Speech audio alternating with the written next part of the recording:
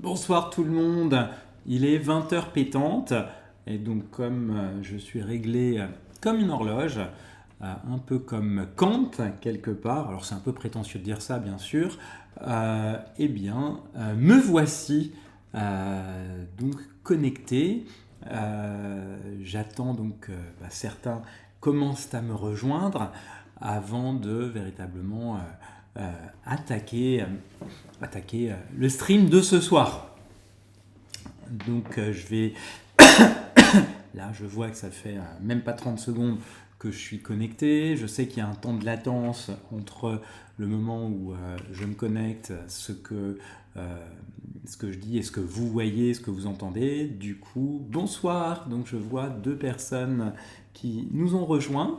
Je ne suis pas certain de qui il s'agit. Mais en tout cas, bonsoir et soyez les bienvenus pour ce soir. Euh, donc n'hésitez surtout pas à vous manifester dans le chat, hein, bien sûr. Le principe, c'est qu'on n'est pas sur du webinaire, hein. On n'est pas sur le déroulé d'un propos de manière scolaire, voire scolastique et avec des questions à la fin, mais plutôt sur de l'interaction tout le long. Oui, là je vois que vous êtes deux pour l'instant, donc je suis curieux de savoir qui nous a rejoints. Et donc je vais encore attendre un petit peu avant de vraiment démarrer, sachant que pour ce soir, donc le thème du jour, c'est donc sur l'IA et le mémoire de fin d'études ou la thèse, qu'est-ce qui est acceptable et qu'est-ce qui ne l'est pas. Donc ça va être le cœur de ce qu'on va voir aujourd'hui. Et avant ça, eh bien, je vais, comme chaque fois, vous parler excusez-moi, d'actualité. Donc quelques actualités de l'IA d'une part et d'autre part mon actualité en matière d'odyssée dans l'IA. Alors je vois qu'on a encore deux personnes de plus qui nous ont rejoints. Soyez les bienvenus. Et comme je disais il y a quelques instants, n'hésitez surtout pas à interagir dans le chat. En règle générale, les habitués interagissent beaucoup. Donc j'imagine que s'il n'y a pas d'interaction pour le moment, c'est qu'il s'agit probablement de personnes qui ne sont pas encore habituées de la chaîne ou de Twitch ou qui n'osent pas se manifester. Dans tous les cas, c'est dommage de ne pas se manifester parce que c'est aussi ce qui permet d'avoir un peu d'interaction, d'interactivité et ce qui permet de rendre la chose plutôt chouette. Alors, donc Denis, pour toi c'est les deux. Oui, Denis, merci de nous avoir rejoints. Alors, Agathe VTuber, I'm good, thank you. So, I've just followed you back, I think, but I'm now streaming in French, so we can exchange subsequently or on the side. Donc, excusez-moi pour ce petit aparté. Donc en fait, aujourd'hui on va un peu parler d'IA et je pense, Denis, qu'il y a des choses que je vais évoquer sur lesquelles tu auras des éléments à apporter, des éléments de confirmation ou d'infirmation. Alors, donc déjà quelques éléments d'infos qui me semblent importantes sur l'IA de cette semaine.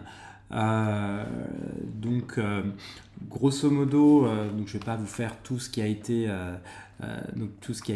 dit sur l'IA, hein, bien sûr, mais quelques éléments l'IA ou le digital qui m'ont marqué.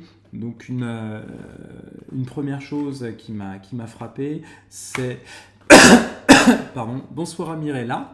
Une première chose qui m'a frappé en termes d'IA cette semaine, c'est que les questions de souveraineté continuent de se poser, hein, bien sûr, ce qui n'est pas une grande surprise évidemment, mais là où c'est intéressant, c'est que on commence à se rendre compte en Europe de l'hyperdépendance qu'on a aux prestataires externes et notamment américains. Et je pense qu'on commence à se rendre compte de cette dépendance du fait du climat géopolitique. Si le contexte géopolitique était relativement plus apaisé, je ne pense pas qu'on se poserait autant de questions qu'aujourd'hui. Et notamment une chose qui a été relevée, c'est qu'en France, enfin en Europe de manière plus générale, autant pour moi, donc en Europe il y a une très grande dépendance à Amazon Web Services. Beaucoup d'entreprises ont des infrastructures digitales qui sont stockées ou qui sont hébergées par Amazon. Même si Amazon jure avoir des serveurs en Europe, ça soulève certaines questions de souveraineté. À côté de ça, une autre chose qui m'a frappé, c'est que grosso modo, tous les GAFAM ont rencontré des difficultés cette semaine, plus ou moins directement en lien avec l'IA, mais quasiment tous. À savoir donc Microsoft a pris du retard en termes d'IA. Donc ils ont deux choses qu'on connaît peut-être un petit peu. Copilot d'un côté, qui est intégré à Exchange, et Azure, qui est grosso modo la plateforme qui permet de créer des automatisations dans le cadre de la suite Microsoft, mais ça ne va pas plus loin. Si bien que donc Microsoft, on l'a vu ces derniers mois, a noué un partenariat avec OpenAI. Donc OpenAI qui doit entrer en bourse, qui prépare une entrée en bourse avec une levée de fonds encore de un peu plus de 100 milliards de dollars, je crois que c'est 150. Et donc Microsoft, pour en revenir à Microsoft étant en retard, a vu son cours de bourse dévisser cette semaine parce que en gros les marchés ont sanctionné en très grande partie son retard. Mais aussi, ce retard s'est manifesté par le fait que Microsoft a annoncé cette semaine qu'il allait produire ses propres puces pour ses installations, ce qui est une vraie première. Hein. Alors, en quoi c'est intéressant de l'évoquer ? C'est intéressant de l'évoquer parce que, en fait, sur Microsoft, donc certes, ils sont en retard sur l'IA, d'où le partenariat avec OpenAI, mais en plus de ça, ils sont aussi en partie en retard sur tout ce qui est le cloud ou les infrastructures. Alors eux, ils se sont énormément spécialisés, ils se sont vraiment positionnés ces 20 dernières années sur les services logiciels aux entreprises, alors y compris logiciels dématérialisés, mais ont raté le coche du cloud à proprement parler. Salut Eric, merci d'être là. Donc ils ont raté le coche du cloud à proprement parler, ça a été sanctionné par les marchés et donc pour rattraper le retard pris, ils vont produire leur propre puce. Et la production de leur propre puce en fait vient aussi en réaction à la pénurie mondiale qui s'annonce, liée au développement des supercalculateurs, des data centers et au développement de l'IA chez les autres grands acteurs. Et donc ça a été une grosse nouvelle de la semaine. Et ça m'a fait penser en fait à une chose qui était avec Apple, qui historiquement produisait ses propres processeurs jusqu'au début des années 2000, où ça a été délégué à Intel. Avant les années 2000, ça avait un gros avantage et un gros inconvénient à la fois. Le gros avantage, c'est que tout était parfaitement intégré, c'est-à-dire que le hardware, le software et le système d'exploitation étaient conçus pour fonctionner ensemble. Et donc ça marchait. Mais le gros inconvénient, c'est que ça n'était compatible avec rien. Et à partir de là, dans les années 2000, quand Apple a traversé de grosses difficultés sur son marché, eh bien, ils ont décidé d'externaliser la production des puces. Et à ce moment-là, ils ont alors lancé de nouvelles machines, le design, etc. Mais les machines étaient finalement un peu moins... Alors, étaient compatibles avec d'autres choses, mais moins performantes. Et ça a duré assez longtemps, jusqu'en 2021, et le lancement de leur puce M1. Alors aujourd'hui, on doit être à la puce M4, si je me souviens bien, qui est une puce maison pour aller avec leur processeur et en fait faire tourner leur propre logiciel. Et donc quelque part, cette semaine, l'annonce de Microsoft va dans ce sens-là, avec finalement une impression que j'ai, qui est pas la science infuse, mais une impression que j'ai, qui est que en fait, ça va dans le sens de l'histoire, une intégration verticale de plus en plus forte dans la tech, et l'acquisition de plus en plus systématique d'à peu près tous les maillons de la chaîne de valeur, et à commencer ici par le matériel. Et donc ça a été une chose que j'ai relevée.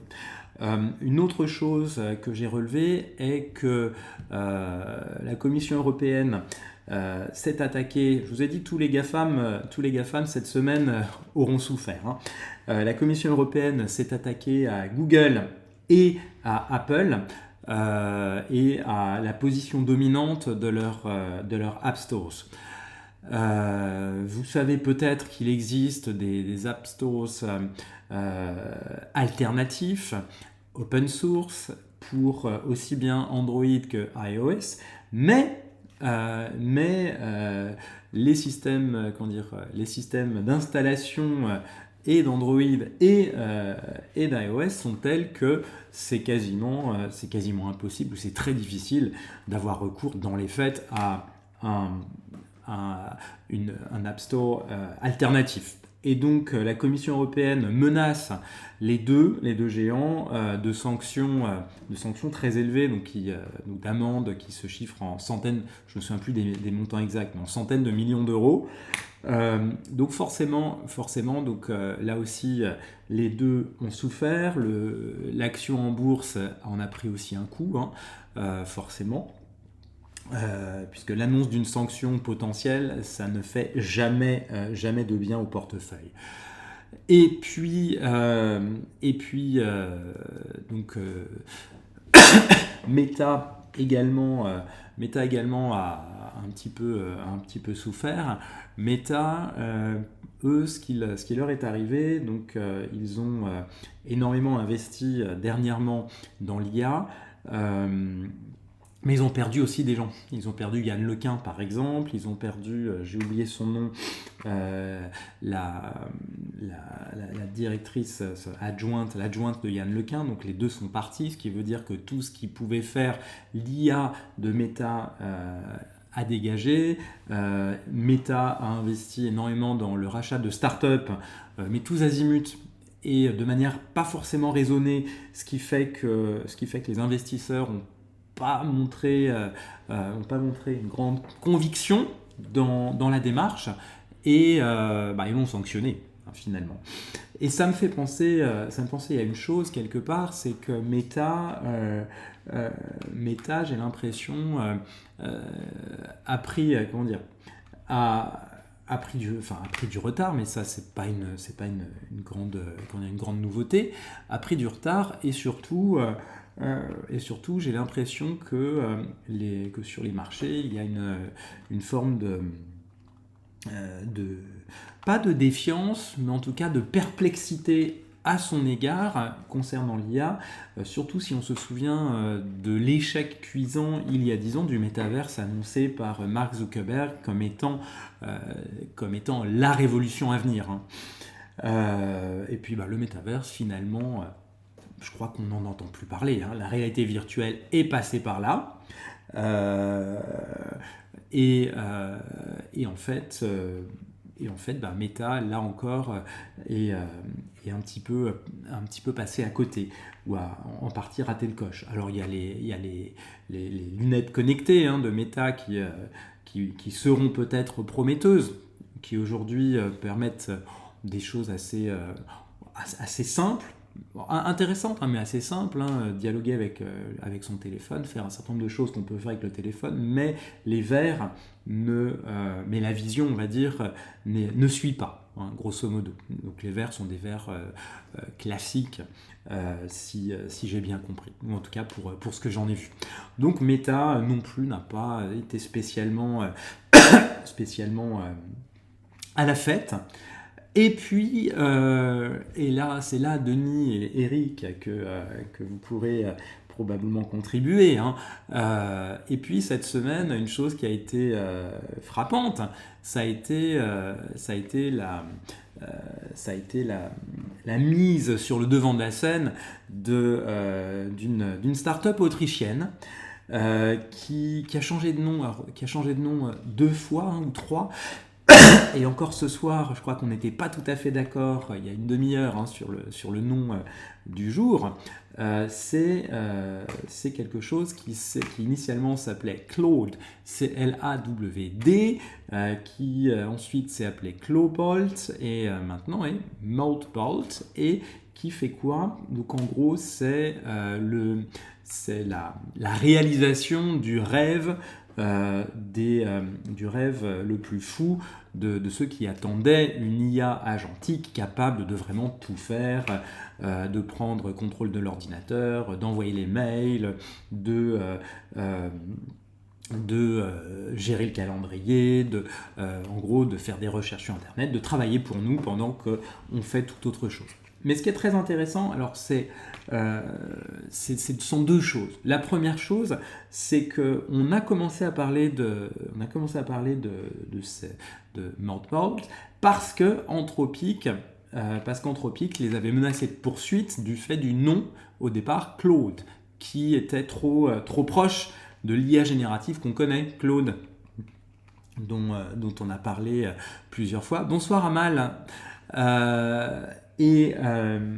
Et la deuxième raison pour laquelle on en a entendu parler cette semaine, c'est que son fondateur, son créateur, déconseille son usage. Et ça, c'est très intéressant. Il déconseille son usage parce qu'il estime que c'est encore beaucoup trop risqué. Il y a énormément de failles de sécurité et il estime que des non-développeurs ne seraient pas en mesure, en fait, de gérer et le fonctionnement et les failles de sécurité. Donc intéressant pour cette semaine, je trouve. Donc là, je ne vous fais pas tout ce qui s'est dit dans la semaine, mais les quelques faits qui m'ont paru marquants en matière de tech, en matière d'IA. Avant de vous donner aussi maintenant quelques nouveautés sur mon odyssée dans l'IA et sur les progrès de nos projets avec Mirella notamment, qui est là ce soir. Donc les avancées sont à plusieurs niveaux. Il s'est passé beaucoup de choses. Et puis après, je vous raconterai autre chose deux autres choses qui se sont produites entre hier et aujourd'hui. Donc je vous avais dit que j'avais été relancé par le M Lyon, que j'avais été relancé par l'ESCA pour les outils concernant le mémoire. Et cette semaine, enfin la semaine dernière, j'ai échangé pendant presque 3 heures avec la personne à l'ESCA en charge du mémoire de fin d'études et donc il était très séduit par 2 de mes outils. En fait 3, mais il y en a 2 qui lui font peur. Très séduit par Isocrate, donc l'évaluation du mémoire, très séduit par Diotima, la détection de l'IA, et très séduit par Parménide, la vérification de la véracité des sources. Mais, me dit-il, Diotima et Parménide me font peur parce que je vois gros comme une maison la situation où j'aurais à envoyer 200 étudiants en conseil de discipline.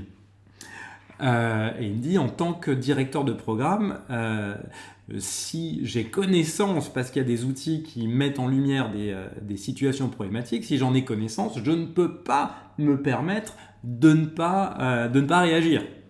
Et il me dit, maintenant, d'un point de vue strictement égoïste, j'ai peur.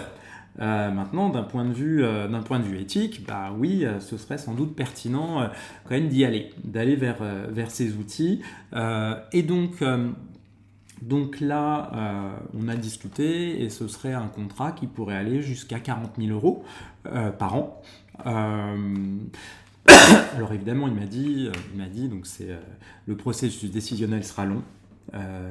Là, il y aura une réunion en mars, pas avant, et ensuite, ça va prendre du temps. Non pas parce que c'est une grosse somme, il ne s'agit absolument pas de ça. Or c'est une grosse somme pour nous, forcément s'il s'agissait pour nous de le sortir, ce serait problématique. Mais ça va être long parce que ça soulève énormément de questions de gouvernance, ça soulève plein de questions d'intégration, de prise en main, même culturellement, d'appropriation par le corps professoral, la gouvernance du mémoire de manière plus large est à revoir, à repenser, mais il y a de l'espoir. Donc ça pourrait aller sur 40 000 euros, donc 40 000 euros par an, moi je dirais pas non, évidemment. Sur le même registre, alors ça c'est des petites choses rigolotes. Sur le même registre, donc j'ai échangé avec quelqu'un d'une autre école qui lui-même est fondateur d'une boîte qui a des outils d'évaluation des compétences des étudiants et qui en gros va un peu forcer des portes qui pourtant sont déjà ouvertes. Grosso modo, la directrice générale, je la connais, mais c'est un vrai courant d'air, j'arrive pas à lui mettre la main dessus. La numéro 2, on a travaillé ensemble, on était très proches, on se connaît très bien, mais elle est tellement occupée qu'elle met des semaines à répondre à un SMS. Donc juste pour ça, lui va pousser un peu pour accélérer les choses. Sachant que cette école se pose les mêmes questions que les autres, bien sûr. Puis un autre institut, là, le fondateur, le patron est super enthousiaste, mais me dit, bon, moi ça me plaît, mes équipes sont un peu réticentes parce qu'on a un truc qui tourne, on a des programmes qui marchent pas trop mal, et je crains que tes outils viennent foutre le bordel. En mettant en lumière des failles ou des choses comme ça. Moi, ça m'irait, mais mes équipes sont pas super chaudes pour le moment. Mais j'ai quand même bien envie de les tester et d'en parler autour de moi. Je dis, vas-y, te prive surtout pas. Et donc, là, on avance là-dessus. Ensuite, donc deux autres choses. Plus encore deux. Donc les 2 autres choses. Si vous vous souvenez, j'avais parlé il y a quelque temps de l'Académie de la cybersécurité en Belgique, dans les locaux de l'ESA, de l'Agence spatiale européenne. Donc la personne qui est en charge du projet m'avait demandé entre Noël et Nouvel An de lui proposer un nouveau format pour l'Académie. Et donc je suis très content parce que j'ai pu soumettre jeudi dernier Alors, j'ai pu soumettre jeudi dernier donc le projet. Alors, Eric, tu dis l'utilisation des outils ne te semble pas problématique à partir du moment où les étudiants sont mis au courant. Ah non, absolument, à partir du moment où les étudiants sont mis au courant, les outils ne sont pas problématiques. Non, l'inquiétude, en fait, c'est plutôt du côté du directeur de programme. En gros, on va dire, il y a des situations problématiques dont on soupçonne l'existence, mais pour lesquelles on n'a pas de preuves. On peut jeter un voile pudique dessus. Là où ça devient plus gênant, c'est lorsque tu as des outils qui les mettent en lumière, qui les révèlent. Et à ce moment-là, c'est vrai que ça poserait problème. Imagine une école qui a, on va dire, qui a 2000 étudiants. Bon, en l'occurrence, ils en ont plus, mais enfin, qui a 2000 étudiants de master. Imagine un étudiant sur 5 qui irait en conseil de discipline. Ça fait quand même un peu désordre. Et c'est ça qui lui fait peur, c'est de dire je ne pourrai plus prétendre ne pas connaître, ne pas être au courant du problème. En fait, c'est ça l'enjeu. Hein. C'est un peu ce que je vais ensuite dire après en parlant plutôt du mémoire, c'est que l'IA c'est un révélateur.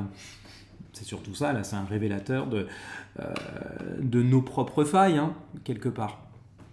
Et on n'a pas forcément envie de se regarder dans un miroir et de voir des choses qui ne nous plaisent pas. Donc moi, c'est ça que j'ai compris.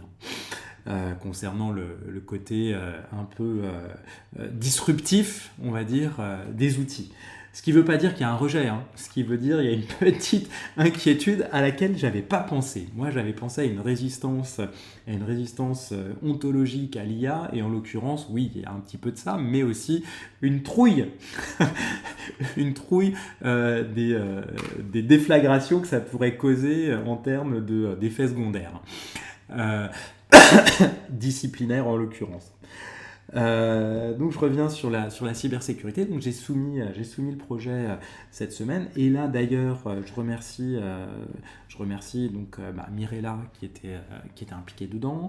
Je remercie aussi beaucoup l'IApreneur Academy, dont on a ici deux éminents représentants, Eric et Denis, parce que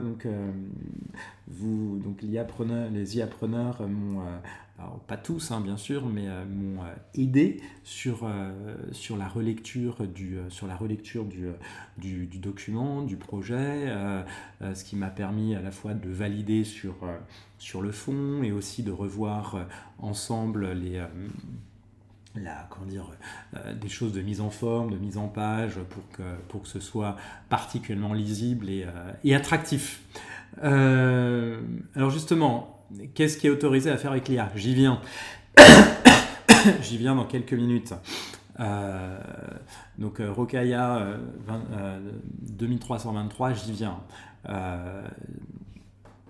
Je finis sur l'introduction de la semaine, etc. Et ça me permet d'entrer progressivement au fur et à mesure qu'on rejoint le live, d'aborder ces questions de ce qui est autorisé ou pas. Et donc j'ai pu soumettre ce projet, donc ça c'est fait. Et là encore, là où je suis content, c'est que si ça passe, ce sera avec un contrat d'un montant qui pourrait aller jusqu'à 40 000 € par an aussi. Donc si ça se fait, hein, je dirais pas non, bien entendu, bien au contraire. Hein. Et puis la personne qui m'avait introduite m'a aussi sollicité pour proposer des missions des missions de conseil, de formation aux cadres dirigeants des grandes entreprises dont le siège est en Belgique, sur ce qu'un conseil d'administration doit savoir de l'IA pour mener sa barque. Et donc, pour répondre en partie à Rokaya 2323, c'est vrai que ce qui est intéressant, c'est d'avoir aussi des éléments de coulisses de ce qu'il y a derrière la décision en matière d'IA, qui est en charge de quoi, pour après comprendre aussi ce qui est autorisé, ce qui ne l'est pas, ce qui pose problème, ce qui marche bien. Et donc là, on ne va pas tarder, on y arrive. Et puis deux autres petites choses que j'évoquerai peut-être un petit peu plus tard, si le temps nous le permet.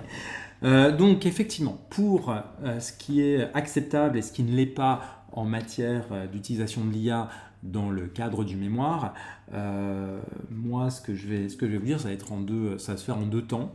D'abord, ce qui rend l'usage de l'IA intellectuellement légitime, et ensuite, je vais évoquer là où l'usage de l'IA porte atteinte à l'intégrité académique, mais sans être moralisateur, sans être moralisateur, sans dire c'est mal, mais en vous montrant de vrais risques, de très très gros risques qui peuvent planer sur vous et certains risques insoupçonnés.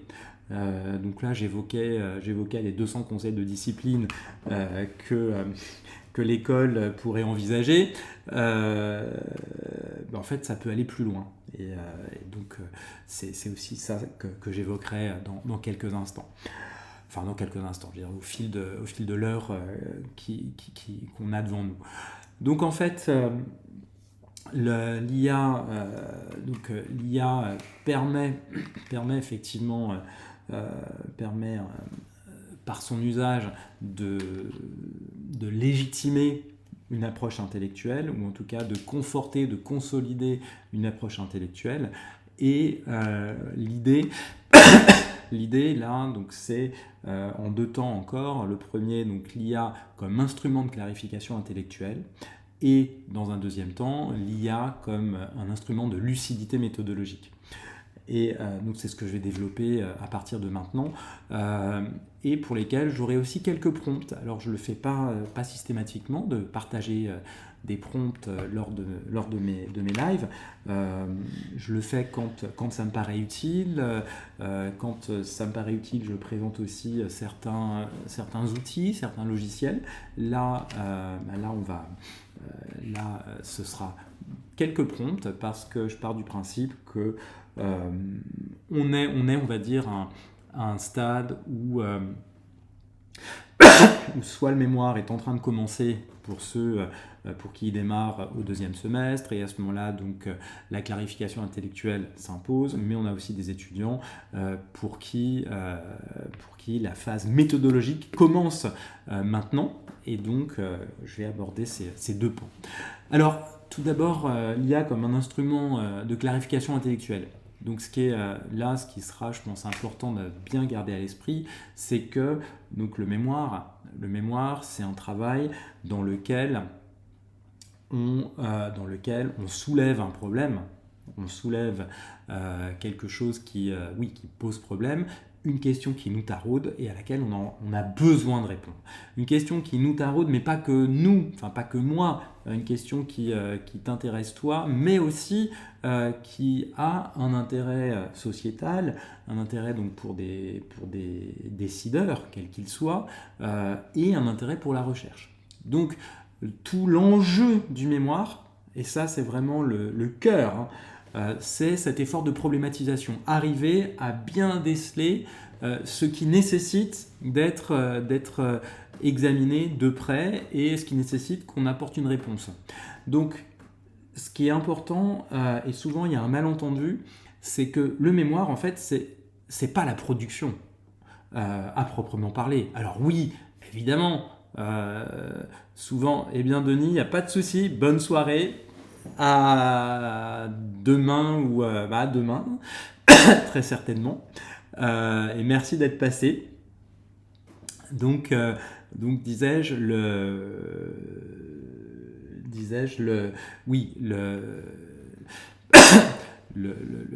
la production, en fait, le rapport final, le mémoire rédigé, c'est simplement la manifestation ou l'expression, le fait de figer, de graver dans le marbre tout le travail qui a été fait en amont, tout le travail de problématisation et de réponse à cet effort de problématisation. Et donc là où il ne faut pas se tromper, donc, c'est sur le fait que le fait de rédiger, ou de faire rédiger, parce que c'est aussi ça qui est à la clé, c'est une partie infime du mémoire. Voilà, c'est vraiment une partie infime, c'est la partie visible, mais l'essentiel est ailleurs. Et donc, avant même d'entrer dans ce qui est acceptable ou pas acceptable, dans ce qui n'est pas acceptable plutôt, le fait d'imaginer que l'IA puisse rédiger le mémoire à notre place, là où c'est gênant, c'est que, en fait, il génère quelque chose qui n'est absolument pas problématisé et sur lequel il n'a pas du tout les bases dont il a besoin, il n'a pas tous les éléments de coulisses qui font justement le travail et qui font le contenu.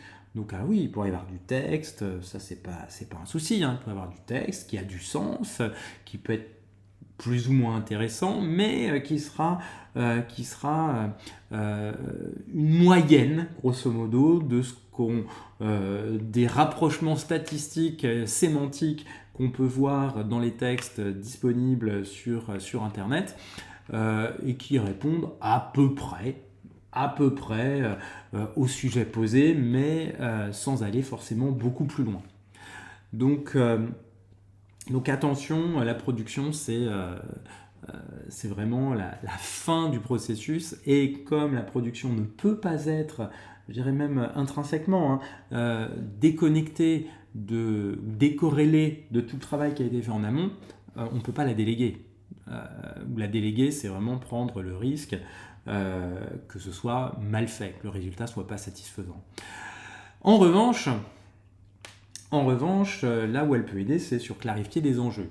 Pas justifier un sujet, on est d'accord là-dessus, mais clarifier les enjeux, c'est-à-dire essayer d'identifier finalement, compte tenu de ce que moi j'ai envie de faire, qui ça peut intéresser, pourquoi, à qui ça peut s'adresser, et à partir de là, on peut déceler un certain nombre de clés pour avancer. Donc là, je vais vous montrer dans un instant quelques prompts que je vais commenter, bien sûr. Et enfin, donc toujours sur l'instrument de clarification intellectuelle, là, l'IA peut rendre visibles les désaccords et les positions. C'est-à-dire que je reviens donc sur plein de choses que j'ai dites lorsque je parlais de la revue littérature dans des lives précédents. Le mémoire, ce n'est pas un travail complètement isolé qui ignore ce qui a été fait avant. Non, le mémoire, c'est un travail qui vient contribuer à une discussion, qui vient s'appuyer sur des choses qui ont déjà été faites auparavant, qui permet de déterminer ou de déminer ce qu'on sait déjà sur un sujet, ce qui reste encore à savoir, ce qui fait consensus et ce qui fait débat. Et donc, nous, on va plutôt aller vers ce qui reste encore à savoir et plutôt là où on est susceptible d'avoir des désaccords, plutôt que d'aller sur un truc que tout le monde sait déjà et sur lequel tout le monde est déjà d'accord. Ça apporte pas grand-chose. Donc l'IA, là, pourra aider à décanter plein de choses. Et donc c'est là que je vais vous montrer plusieurs prompts qui pourront vous aider à démarrer. Donc donnez-moi juste un petit instant. Là, j'y viens, tac, partage d'écran ici. Donc le premier prompt, c'est pour celui qui permettra de déterminer l'intérêt scientifique et sociétal du mémoire. Donc, comme je disais tout à l'heure, je rappelais, le mémoire a un triple intérêt. Un intérêt pour toi en tant qu'auteur. Finalement, qu'est-ce qui, moi, me fait vibrer sur ce sujet? Qu'est-ce que j'ai envie de mieux comprendre? Qu'est-ce que j'ai envie de pouvoir expliquer? Et quelle est la question qui me taraude, à laquelle je veux absolument apporter une réponse? Mais cette question doit avoir un intérêt pour d'autres. Et donc, l'idée, c'est ici d'essayer de comprendre à qui peut s'adresser le mémoire. D'abord, d'abord en termes sociétaux, donc à qui il peut s'adresser, et ensuite en termes scientifiques, donc à quel chercheur il peut s'adresser également. Donc ici, là, on lui donne un rôle qui est alors d'assistant de recherche, analyste de pertinence académique. Donc on lui donne ensuite les éléments de contexte, le sujet, la question de recherche, la discipline, le niveau, ce qui lui permettra comme ça de déterminer ce qui sera pertinent en termes de profondeur dans le résultat qui sera donné. Et la tâche, c'est d'évaluer ce que ce sujet permet d'explorer, pourquoi il mérite d'exister sans justification ni amélioration. Et ici, dans la version anglaise du prompt, j'avais distingué en deux, c'est-à-dire ce qui permet d'explorer pourquoi, pour des décideurs, donc sur l'intérêt sociétal, et ce qui permet d'explorer pourquoi en recherche. Et donc là, on verrouille ensuite le format. Donc on veut qu'il nous montre de manière très explicite les enjeux scientifiques sans avoir un inventaire à l'après-vert, les enjeux sociétaux explicites aussi, pareil, et également ce que la recherche ne permettra pas de trancher. Et donc là, donc une liste pas forcément exhaustive, mais en tout cas une liste qui nous permet de voir quelles sont les dimensions, quels sont les problèmes sur lesquels, aujourd'hui en tout cas, on ne sera pas en mesure de répondre. Ce qui fait que on évite de se bercer d'illusions. Hein. Et puis là, contraintes structurelles, des listes uniquement, des phrases nominales, donc c'est-à-dire sans verbe, hein, aucune reformulation du sujet ou de la question, parce que c'est pas ça le problème. L'idée, c'est de savoir à qui ça peut s'adresser, ce que j'ai envie de faire, et non pas qu'est-ce que je peux faire de mieux. Et ensuite, aucun lien logique rédigé. Donc il s'agit de donner en fait de manière brute des éléments sur qui ça peut intéresser. Pourquoi des résultats bruts? Mais parce que les résultats bruts ici vont te permettre de prendre des décisions en fait et d'estimer si effectivement c'est bien à ce pan de la société, à ces types de décideurs que tu as envie de t'adresser. Ça te permettra de déterminer si ce sont bien ces enjeux scientifiques que tu as envie d'aborder ou pas. Et parmi ces enjeux, tu choisiras celui ou ceux qui te paraîtront particulièrement pertinents. Donc là, c'est une aide à la décision, mais la décision te revient au final. Hein. Et ça, c'est central. Ça va être le fil conducteur de tout ce qui fait que l'utilisation de l'IA peut être acceptable ou pas. Donc, c'est une aide à la décision, ce n'est pas un substitut à la décision. Ensuite, une fois que tu as commencé, que tu as clarifié ton sujet, ta question de recherche et que tu as commencé à avancer dans soit tes lectures, soit l'identification d'une bibliographie ou la construction d'une première ébauche de bibliographie, eh bien l'enjeu, c'est de savoir en gros où sont les controverses, où sont les points d'accord, les points de désaccord, et finalement de savoir grosso modo sur quoi portent les débats, sur quoi il y a des controverses, et pourquoi, et donc quelles sont les principales positions, ce qui te permettra toi-même de te positionner dans tout ça.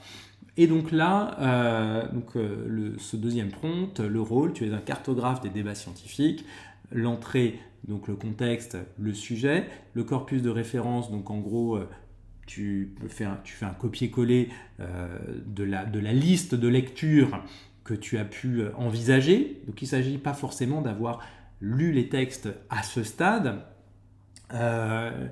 et tâche, faire apparaître les désaccords structurants du champ. Et donc là, la sortie attendue, donc identifier les controverses, et pour chaque controverse, sur quoi ça porte, quelles sont les positions, donc il peut y en avoir 2 ou plus, et comment se manifestent les désaccords. Et là, ce qui est important, c'est dans les contraintes, on ne demande aucun résumé, parce qu'il ne s'agit pas de résumer les articles, il ne s'agit pas de résumer la science, non, il s'agit de bien comprendre où on veut se positionner. Aucun arbitrage, donc aucune décision, aucun conseil nous disant « Ah, il faudrait faire ci ou il faudrait faire ça », puisque là encore, c'est une décision qui t'appartient, à toi seul. Il ne s'agit pas non plus de conclure, et bien voilà, c'est comme ça, on a fermé la discussion. Non, au contraire, on est sur l'ouverture du travail de recherche. Format tableau ou listes imbriquées, uniquement, moi j'aime bien, mais ce n'est pas forcément le cas de tout le monde. J'aime bien quand c'est représenté de manière visuelle, donc sous forme de graphes ou de cartes, de cadrans, etc. Donc ça, on peut lui dire dans les contraintes, cadran aussi, hein, ça c'est pas un souci. Et donc là, sur les controverses et désaccords, pour illustrer la chose, hein, pour bien comprendre pourquoi c'est important. Moi, il y a un exemple que je reprends systématiquement, et ceux qui m'ont eu en cours de méthodo ou d'épistémologie souriront en entendant l'exemple. C'est le Covid-19. Donc tout ce qu'on a entendu sur le vaccin, sur l'hydroxychloroquine lors de la pandémie, en fait, a fait apparaître des désaccords, des controverses très profonds, et les cicatrices sont encore béantes. Et la controverse portait sur quoi ? Donc si vous vous souvenez, grosso modo, on avait le professeur Raoult disant j'ai la solution, j'ai le remède miracle qui est l'hydroxychloroquine. Ok. Et donc on se dit, bon, pourquoi pas, hein, s'il a trouvé un truc, si l'hydroxychloroquine qui existe déjà permet de soigner, voire de prévenir le Covid-19, allons-y. Sauf que le sujet de débat n'était pas sur l'hydroxychloroquine à proprement parler, c'était plutôt sur la manière dont il est arrivé à cette conclusion. Et donc lui, grosso modo, nous dit, moi, j'avais 70 patients que je connais depuis des années, que je suis un à un, et donc je sais exactement de quoi ils ont besoin, quand, comment, et l'hydroxychloroquine, je la leur ai administrée dans les doses, dans la posologie qui étaient nécessaires selon leur état de santé respectif, selon leurs autres traitements, etc. Et ça marche, parce que je les connais. Et les labos en face disent non, c'est pas comme ça que ça marche.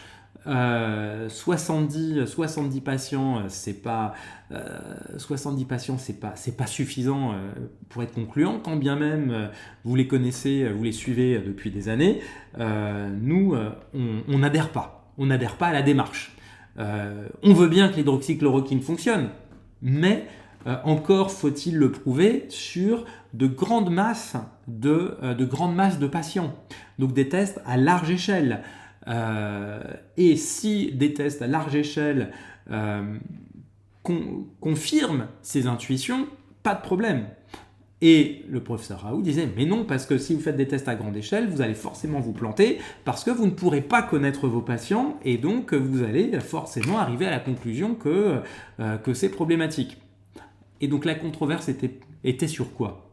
C'était pas sur l'hydroxychloroquine à proprement parler, c'était sur la démarche à adopter pour valider son utilisation ou pas, pour valider ou pas sa performance en matière de traitement et en matière de prévention du Covid-19. Donc là, grosso modo, donc un prompt comme celui-ci permet de faire ressortir sur un sujet type Covid-19 les points de friction. Donc quelle était la controverse ? Les points de friction, et donc là, le prompt vous retournera des choses mettant en évidence des points de friction d'ordre méthodologique, les principales positions, donc le professeur Raoult, certains épidémiologistes, les labos pharmaceutiques, et où exactement étaient les désaccords et pourquoi. Et à partir de là, ce qui est important, c'est que il ne s'agit pas de demander à l'IA de choisir pour vous quelle est la position à suivre et avec qui vous allez, avec qui il faut être d'accord. Non, mais de vous donner tous les éléments pour que vous puissiez ensuite décider par vous-même avec qui vous vous sentez en accord et avec qui vous vous sentez du coup d'engager une conversation.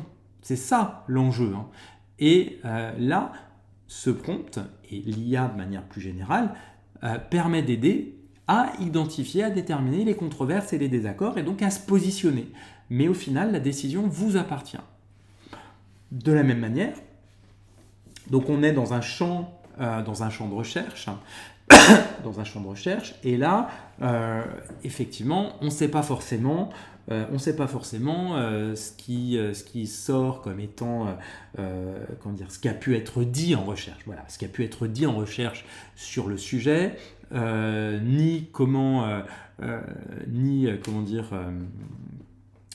comment ça l'a été, ni quel type de théories, donc de lunettes analytiques ont pu être employées, quels cadres méthodologiques ont pu être employés sur ce champ. Et donc, l'idée, c'est de se représenter, en fait, de se le représenter de manière synthétique. En fait, avoir une cartographie synthétique qui nous permette ensuite de décider d'une direction qu'on va prendre.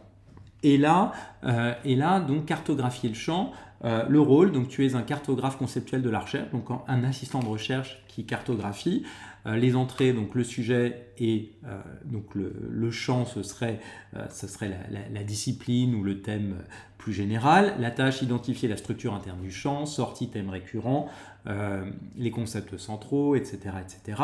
Les contraintes, aucun verbe d'opinion, donc il ne s'agit pas de porter un jugement de valeur, de dire ce qui est intéressant, ce qui ne l'est pas, ce qui est bon, ce qui ne l'est pas, ce qui est prometteur ou pas, aucune hiérarchisation implicite dit classant, et pas de phrases complètes, parce que les phrases complètes sont susceptibles d'influencer le jugement. Moi, ce que je lui avais demandé, j'avais ajouté à ce prompt, en tout cas dans la version anglaise, dans les sorties, un format encore, comme je disais, en mode cadran et graphe, qui permettait en fait de voir comme des projections dans le plan des thèmes, comment ils sont, où ils se situent les uns par rapport aux autres, comment ils se positionnent, comment ils peuvent s'articuler ensemble. Et ce que moi j'aime bien aussi là, et c'est utiliser une autre IA dont j'ai déjà parlé dans de précédents lives, qui est CMap Tools, qui permet en parallèle, quand on voit les thèmes récurrents, les concepts centraux, qui permet de dresser des arbres de connaissances, des arbres conceptuels qui les relient entre eux et qui nous permettent de savoir, tiens, finalement, sur mon sujet, il y a tous ces thèmes, tous ces concepts qui sont centraux, qui sont récurrents, et en fait, je ne sais pas forcément lesquels choisir, et donc un outil comme CMap Tools, que j'avais déjà montré, que je pourrais montrer une autre fois, nous permet de voir, quand on prend tel concept, quels autres concepts sont reliés, et comment. Donc, en deux mots, pour ceux qui ne connaissent pas CMap Tools, c'est un outil qui a été développé pour la recherche en zoologie et en botanique, pour dresser les généalogies d'espèces de plantes et d'espèces animales. Et en fait, aujourd'hui, il est utilisé dans plein de disciplines. Et grosso modo, c'est un outil qui va taper dans toutes les bases de données scientifiques et qui, lorsqu'on entre un concept, nous donne tous les concepts qui, dans les publications qui sont recensées sur les bases de données, ressortent et donc sont associés à celui-ci. Et comme ça, donc on peut effectivement aller taper, dire tiens, sur tel concept, il y a telle liste de concepts, je ne vais pas tous les voir. Je regarde ce qui me paraît pertinent, utile, et puis après, une fois que j'ai ce concept, ça me renvoie à une autre liste, etc. Et au bout d'un moment, on a grosso modo bouclé en fait, et on a la carte conceptuelle complète. Et donc ce prompt de cartographie du champ permet de faire ce travail en amont. Et en gros d'alimenter ce qu'on va mettre dans un outil comme CIMAP-Tools qui nous permettra, là encore, qui nous permettra de comprendre ce qu'on observe et qui ne prendra pas de décision pour nous. C'est-à-dire que compte tenu de ce qu'on aura vu, de ce qu'on aura compris, on se dira, tiens, je vais aller dans telle ou telle direction et pas telle autre. Mais encore une fois, donc c'est un outil d'aide. Et puis enfin, pour le moment, pour cette partie-là, toujours dans la littérature, j'ai évoqué donc la cartographie des débats et controverses, mais en fait, on se rend compte aussi que il peut y avoir finalement parfois des débats qui n'en sont pas vraiment, où il peut y avoir des choses qui semblent être relativement consensuelles, mais qui finalement ne le sont pas autant qu'on pourrait le croire. C'est-à-dire que finalement, il peut y avoir des courants insoupçonnés. On aimerait bien les identifier. Et là, je peux vous donner un exemple, alors qui n'est pas un exemple strictement scientifique, mais grosso modo, je pense que si on prend un parti politique, dans un parti polique, on a rarement une position qui soit la position commune, ferme, à laquelle tout le monde souscrit et sans variation sur le thème. Non, on a des courants, et ça on parle de courants au sein du PS, on parle de courants au sein des Républicains, même au sein de Ensemble pour la République, donc le parti présidentiel, on parle de courants, donc l'aile gauche du parti, l'aile droite du parti, les réformistes, etc. Et donc l'enjeu c'est ici de comprendre quels sont en recherche des courants théoriques ou certains paradigmes qu'on n'aurait pas soupçonnés, ou qui sont invisibles à l'œil nu, mais auxquels se rattachent les travaux qu'on a utilisés. Donc là, encore une fois, en postant la biblio même indicative, on pourra voir pour chacun des courants, donc les hypothèses implicites, la vision du phénomène étudié, les types de questions qui sont jugées légitimes, les théories utilisées, les méthodologies employées, etc., etc. Et là, en gros, avec un prompt comme celui-ci, ça permet de générer ce que moi je vous ai montré les fois précédentes avec mes fichiers Excel, donc tous les fichiers Excel que j'avais fait à la main, semi-automatisé, et même semi-automatisé, dire ça comme ça aujourd'hui, ça ferait sourire, avec des tableaux croisés dynamiques. Donc je vous avais montré des tableaux Excel pour la manière dont je cartographiais la littérature et dans ma thèse, et puis sur mes articles, sur les études culturelles d'un côté, sur la religion de l'autre, sur le accountability, etc. Et donc moi j'avais fait tout ça à la main. Ça m'avait pris un temps fou. J'ai probablement zappé des choses. Il y a probablement des choses que je n'ai pas comprises. J'aurais bien aimé pouvoir avoir un prompt comme ça qui me permette en fait de faire cette cartographie et à partir de là de me donner des clés de lecture des articles. C'est-à-dire qu'à partir du moment où je sais grosso modo qui est qui, je sais comment lire chaque article et je sais quoi en attendre. Et lire l'article m'apportera des éléments de contenu qui viendront en fait étayer les intuitions que m'auront donné les résultats du prompt.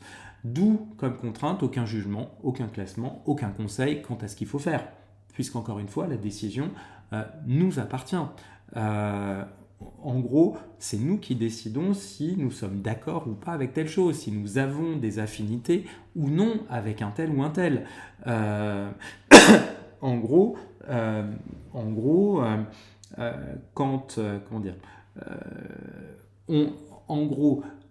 là, on va dire, le film Marsupilami, dont le réalisateur est Philippe Lachaud, sort, on est lundi, donc sort après-demain. L'idée n'est pas de demander ici dans un prompt si le film est bon, s'il nous recommande d'aller le voir ou pas, parce qu'en fait, qu'est-ce qui fait qu'on irait voir le film Marsupilami ou un film de Philippe Lachaud? Ça, il n'y a que nous qui soyons en mesure de le savoir. L'IA ne pourra pas le savoir et ne pourra pas décider, ne pourra pas nous donner un conseil éclairé. Alors, moi par exemple, le Marsupilami, c'est un personnage de BD que j'aime beaucoup. Je suis un fan de Spirou de très très longue date, enfin depuis l'enfance, et j'adore Philippe Lachaud. Donc un film type Marsupilami, moi, même si c'est un navet, ce qui est fort possible, même s'il est cinématographiquement pas extraordinaire ou sans grand intérêt, et que l'IA me disait non, il faut pas aller le voir, mais moi je dirais l'IA, mais va te faire foutre. Va te faire foutre. Ma décision, c'est pas de savoir si c'est un bon film ou pas. Je te le demande pas. C'est pas de savoir si j'ai plutôt intérêt à aller voir Bézanville qui sort en même temps ou autre. En revanche, si tu me dis dans quel cinéma il est joué et à quelle heure, ça je suis preneur. Mais ne me dis pas à quelle heure y aller pour autant. Ça je le sais mieux que toi. Et donc c'est ça en fait l'enjeu ici sur la littérature de ces prompts que je viens de partager avec vous. Alors, question, est-ce qu'il sera possible d'avoir les slides? Oui, ce sera possible, bien sûr, il n'y a pas de problème, Mirella. Il n'y a pas de problème. Donc là, on est sur la toute première dimension, comme je disais, qui était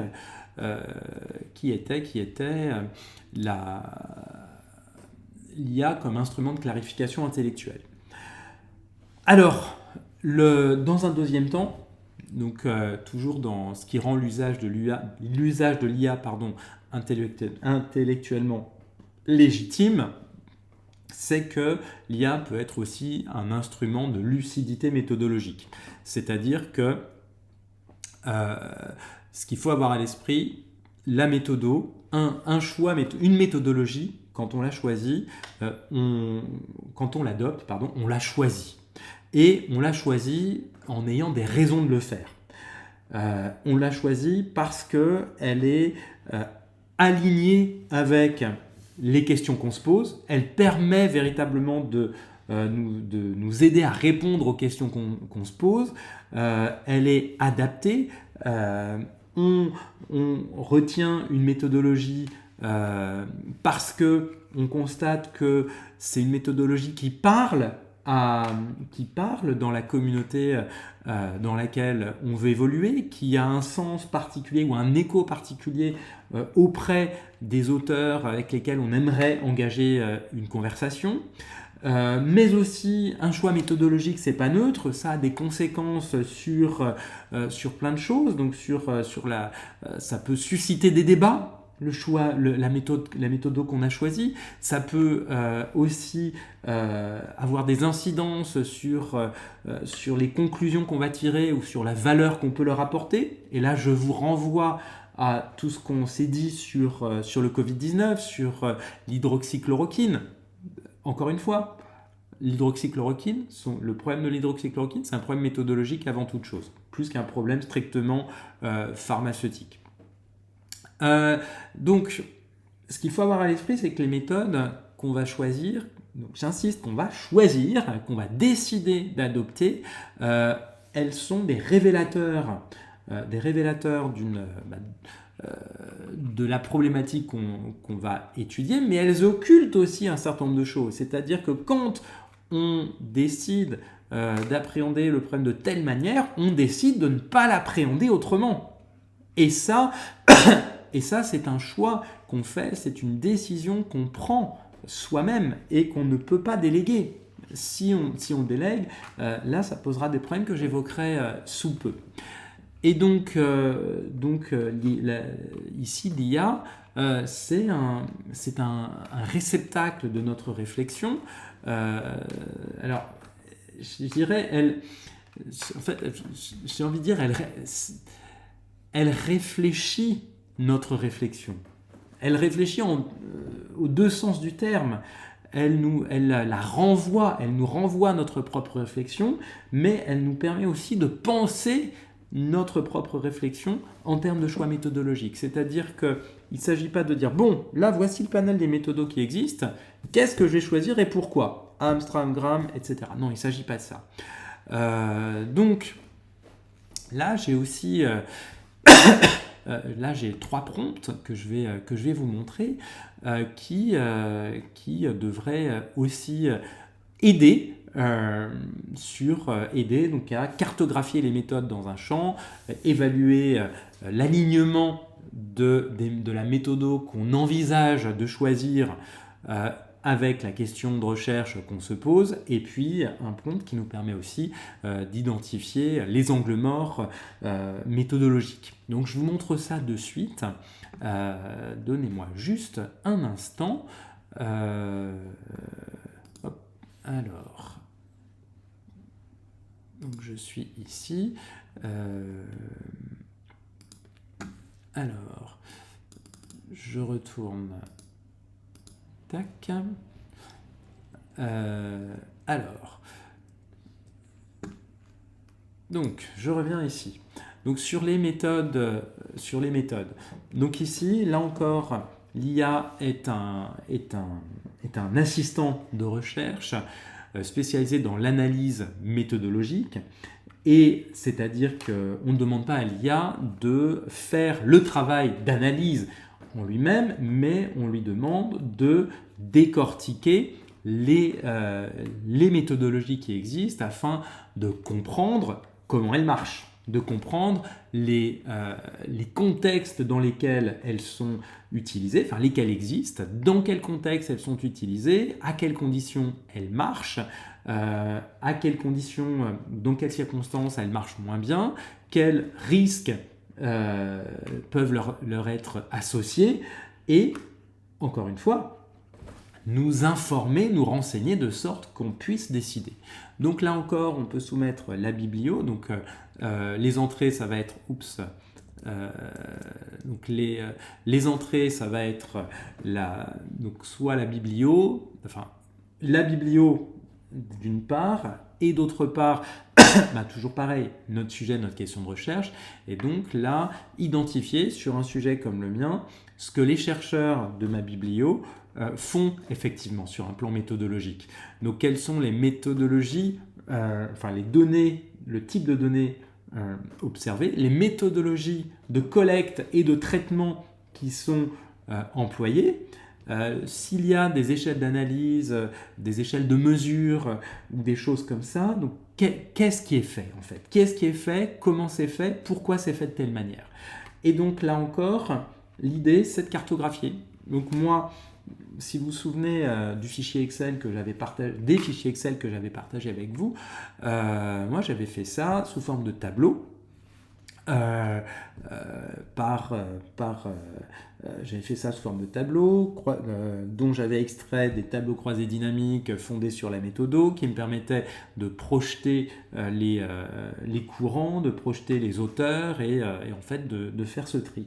Là, sur ce prompt, on peut lui ajouter dans la sortie en format une projection en graphe ou une projection en cadrant, encore une fois, pour se rendre compte en fait visuellement de ce qui existe, de comment ça marche et de ce que ça implique.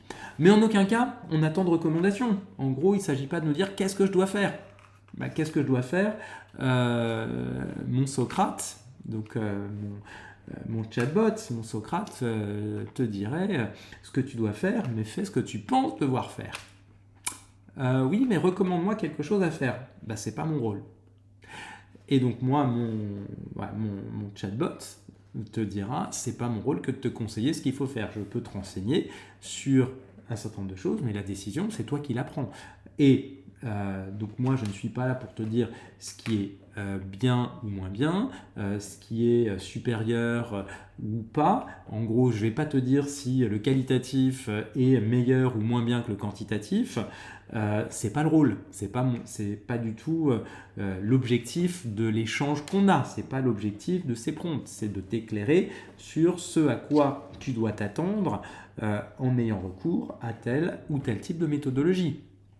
Et après, c'est toi qui fais un choix. Et donc, le prompt suivant sur l'alignement entre la question de recherche et les méthodes, donc là, donc le rôle, toujours un assistant de recherche, auditeur d'alignement méthodologique, donc les entrées, la question de recherche, les méthodos repérés, ou en tout cas la méthodo qui me paraîtrait... Alors soit j'ai déjà une intuition de la méthodo que je souhaite employer, que j'envisage d'employer, soit j'hésite et à ce moment-là, je regarde par rapport à la sortie du prompt précédent quel est le degré d'alignement de différentes méthodologies existantes avec ma question de recherche. Ce qui ne veut pas dire qu'il y en a une qu'il faut absolument prendre plutôt qu'une autre. Et donc là, la tâche, tester la cohérence logique, pas la qualité. C'est-à-dire qu'il ne s'agit pas de savoir si la méthode est bonne ou mauvaise, il s'agit de voir si, en gros, quel est le degré comment dire, dans quelle mesure une méthode est adaptée à la question de recherche pour y répondre. En gros, une question du type quels sont les facteurs de, quels sont les déterminants de, quel est l'impact de ceci sur cela, ce sont des questions qui, en recherche, appellent des méthodos quantitatives parce qu'on va travailler sur des bases de données, on va travailler sur du déterministe et à ce moment-là, donc les méthodos seront plutôt quantitatives. Et dans le quantitatif, il y a plus d'une méthodo, il y en a des quantités. Il y a, oui, sans jeu de mots, donc il y a des méthodos aussi bien traitant de bases de données que des méthodos traitant de questionnaires ou encore de traitant de manière chiffrée d'activités sur les réseaux sociaux. Peu importe. Donc il y en a tout un panel qui serait adapté sur une question de cette nature. Là où des méthodos type entretien, type ethnographie, type couverture médiatique de ceci ou de cela, pourraient ne pas être particulièrement adaptés. Mais même là, l'IA ne nous dira pas ce qu'il faut faire. Il ne s'agit pas de ça. Il ne s'agit pas de dire à l'IA, ok, alors maintenant, qu'est-ce que tu me recommandes? Qu'est-ce qui est mieux? L'IA, si on lui pose la question plusieurs fois, donnera des réponses différentes. Parce qu'elle n'ira pas à chaque fois taper au même endroit. Elle reformulera de son côté la question différemment, en interne, et donc arrivera à des réponses qui sont susceptibles d'être différentes si on lui demande des recommandations. Donc, aucun redesign du travail ou du projet, aucune optimisation et aucune recommandation. Il faudrait faire ci ou il faudrait faire ça. Sinon, on va dans le mur. Et enfin, le dernier prompt ici, c'est identifier les angles morts méthodologiques pour s'assurer qu'on ne passe pas à côté de choses importantes. C'est bien ça en fait. Donc ici, toujours un assistant de recherche qui a fait des stress tests méthodologiques. Et donc les entrées, ça va être la méthode principale qu'on envisage d'adopter, ou en tout cas qu'on envisage d'adopter, pour ne pas dire celle qu'on a décidé déjà d'adopter. L'objet étudié, ça va être la question de recherche, éventuellement quelques éléments de contexte supplémentaires, la tâche, rendre visibles les zones aveugles. Et donc là, la sortie qu'on attend, ça va être les phénomènes invisibilisés, les acteurs peu ou pas captés, les effets qui sont non observables, non mesurables, de sorte en fait qu'on ne prétende pas finalement être capable de de générer soi-même des résultats ou de la connaissance qui irait au-delà du raisonnable, grosso modo. Donc ça nous permet de voir finalement ce que la méthode permet de traiter, mais ce qu'elle ne permet pas de traiter, c'est-à-dire ce qu'elle va laisser en marge, parce qu'il y a des choses, ce n'est pas son rôle. Notamment quand vous faites du questionnaire ou de la base de données, vous ne pouvez pas connaître les patients en profondeur, comme le professeur Raoult connaissait ses patients. Et oui, c'est un angle mort. Oui, vous ne connaissez pas leur historique. Vous ne connaissez pas leur réaction à ceci ou à cela. Vous ne connaissez pas l'effet placebo sur eux que connaît le professeur Raoult. Mais à l'inverse, quand vous êtes le professeur Raoult avec votre méthodo consistant à connaître vos patients personnellement et de longue date, il se trouve que vous n'avez pas de vision d'ensemble. Il vous manque une vision, on va dire une vision relativement globale du monde qui s'appuie sur des masses importantes de données relatives aux patients. Et donc, oui, vous connaissez tel patient, mais l'un des gros angles morts, c'est la répétitivité des résultats. Et c'est ni bien ni mal. Aucune des deux approches est meilleure que l'autre a priori. Donc, on demande dans les contraintes de ne pas proposer d'alternative, de ne pas corriger la méthode qu'on envisage, et de ne pas nous dire si elle est bonne ou mauvaise, mais simplement nous alerter sur ce dont il faut qu'on soit conscient, en fait. Et donc, je suis conscient que ce que je fais ne me permet pas de tout voir.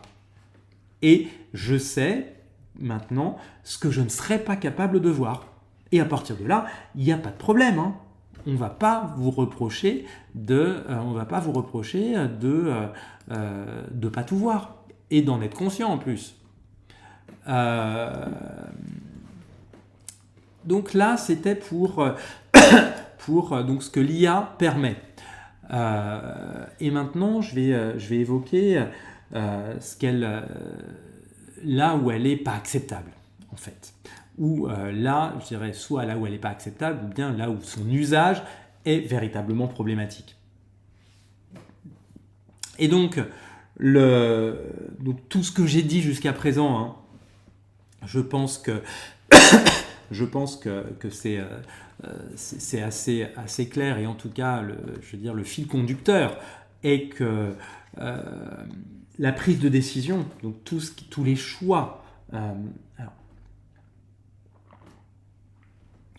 toutes les étapes du projet de recherche, du mémoire, la définition du sujet, de la question de recherche, l'identification non pas l'identification, mais l'adoption d'un courant de pensée, l'adhésion à un courant de pensée, la méthodologie, les données, tout ça, ce sont des choix. Donc à chaque étape, des choix doivent être faits. Et là où il y a un truc de vraiment inacceptable, c'est lorsque on substitue à l'IA le jugement intellectuel, d'une part, et d'autre part, lorsque on se déleste de la responsabilité académique, ou de la responsabilité tout court. Et je vais beaucoup insister sur ce dernier point. Donc sur la substitution du jugement intellectuel. Donc la prise, comme j'ai évoqué et insisté, toutes les étapes, en fait, nécessitent une prise de décision à un moment. Et on ne peut pas, sur des sujets qui ont une importance, auxquels on attache sa voix, sa parole, on ne peut pas déléguer à l'IA cette prise de décision-là. Si on le fait, en gros, je vais pas le développer tout de suite parce que ça va mordre sur ce qui suit, mais si on le fait, en gros, on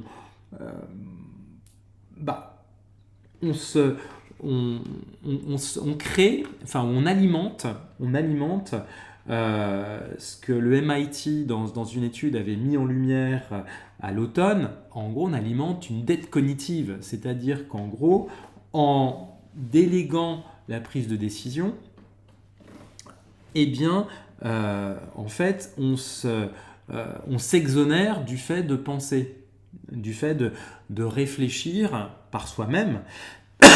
On s'exonère finalement du fait de prendre un risque. On s'exonère du fait d'être capable de justifier ce qu'on a fait. Et du fait même éventuellement de dire j'avais des hésitations. Et donc le MIT avait publié une étude, un article montrant que l'utilisation extensive, pour ne pas dire abusive, de l'IA générative créait une dette cognitive chez les utilisateurs, c'est-à-dire que les utilisateurs en fait avaient des connexions neuronales qui cessaient de se faire et perdaient en capacité de réflexion et en capacité de jugement. C'est-à-dire qu'en fait, si on pousse la logique jusqu'au bout, le risque à un moment donné est de complètement être lobotomisé par les décisions qu'on aura déléguées et qu'on ne saura même plus prendre après. C'est ça en fait l'un des enjeux. C'est pas du tout un enjeu moral, hein. Il ne s'agit pas de ça. Et puis sur le projet de recherche, donc là il y a la perte de maîtrise du problème, c'est-à-dire que à force de déléguer à l'IA les différentes étapes du projet de recherche, et ce jusqu'à la rédaction du document, eh bien finalement on n'a plus du tout la main sur le problème. C'est-à-dire que quand il s'agira d'en parler, je ne suis pas forcément certain qu'on soit complètement capable de le faire, qu'on ait véritablement l'expertise que souvent on espère développer avec un mémoire. Là, on sera dans une situation où, en gros, on aura fait appel, grosso modo, on aura fait appel à ce qu'on appelle un ghostwriter, donc il aura écrit tout ou partie pour nous, et quand on nous posera des questions, on ne saura pas quoi dire. Je ne sais pas. Et le risque est qu'on ne soit même pas capable véritablement de réfléchir dessus et d'interagir. Et c'est quand même gênant quand on appose son nom. Donc le risque ici, c'est en fait la confusion entre l'assistance et l'autorité intellectuelle. C'est-à-dire que l'autorité intellectuelle, c'est l'auteur. Hein. C'est celui qui met son nom, c'est celui qui signe. Et ce n'est pas la technologie. La technologie, elle est là pour nous accompagner, pour orienter nos décisions, mais l'autorité, c'est nous qui l'avons au final. Indépendamment de Mouthbolt que j'ai évoqué au tout début, tout à l'heure, en introduction. Et donc, pourquoi je raconte tout ça ? Parce que, en fait, ça pose un énorme problème de perte de responsabilité, académique, et même au-delà de la responsabilité académique, hein, ça pose un problème de dilution de la responsabilité. Alors, je m'explique tout de suite. Donc imaginons la situation dans laquelle la décision aurait été déléguée à l'IA sur... Je ne parle même pas de la rédaction du mémoire, hein, il ne s'agit même pas de ça. Alors, est-ce possible ? Oui, d'accord, c'est la même remarque que tout à l'heure. Donc, je ne parle même pas de ça, mais en gros, on délègue à l'IA le choix d'une méthode. Et puis, ok, très bien, on suit les recommandations de l'IA, on suit les conseils de l'IA, ok, pas de problème. Sauf que, là, moi, je vois deux types de problèmes. Alors, quand on délègue les choix, il y a un type de problème, et quand on délègue l'écriture, il y a d'autres types de problèmes. Donc, quand on délègue les choix, en fait, les choix, comme je disais tout à l'heure, entraînent des conséquences, notamment un choix méthodologique. Si on reprend si on reprend le Covid-19, les choix méthodologiques, quels qu'ils soient, ceux des labos ou ceux du professeur Raoult, avaient comme grande implication à la clé des vies humaines en jeu. Et donc, grosso modo, déléguer à l'IA le choix d'une méthodo, aller plutôt prudemment sur de grandes masses et voir, ou suivre quelques patients seulement et tirer des conclusions générales, finalement, ça a quand même des incidences fortes. Et donc, il faut pouvoir assumer ensuite la responsabilité des conséquences. Et donc, qu'est-ce qui se passe si je délègue à l'IA la recommandation, je demande à l'IA de me recommander une méthode, donc je l'applique proprement, je fais un truc qui est bien, il n'y a rien à dire, mais qui est problématique. Donc en gros, avec ma méthode, je me rends compte que j'ai mis en péril des vies humaines. Alors là, je prends le cas le plus grave, mais ça peut être sur n'importe quoi d'autre, hein, bien sûr. Ok. Et donc, évidemment, on se retournera contre moi, disant, mais alors tu as recommandé de faire ci, ou tu as fait telle chose, ou même dans les recommandations qu'on peut dériver d'un mémoire, les recommandations sociétales, managériales, ou des recommandations de politique publique, etc. Il se peut il se peut que certaines soient mauvaises, inapplicables, ou posent des problèmes. Et donc, qu'est-ce qu'on vous dira ? C'est quoi ces recommandations ? C'est quoi ce truc ? C'est de la folie. Et donc, vous direz quoi ? Vous direz, ah, mais je suis désolé, c'est l'IA qui m'a dit que... Alors, là, si vous dites ça, en gros, c'est l'IA qui m'a dit que, vous perdez tout de suite votre crédibilité. En gros, ça veut dire quoi ? Ça veut dire, je ne suis même pas capable d'assumer les conséquences de mes actes parce que j'ai décidé de déléguer à l'IA. C'est quelque part, ok, admettons, mais je ne l'assume pas. C'est-à-dire qu'en fait, on n'a pas à savoir quelles étaient les coulisses, on n'a pas, à la limite, on n'a pas à savoir que c'était l'IA. Hein.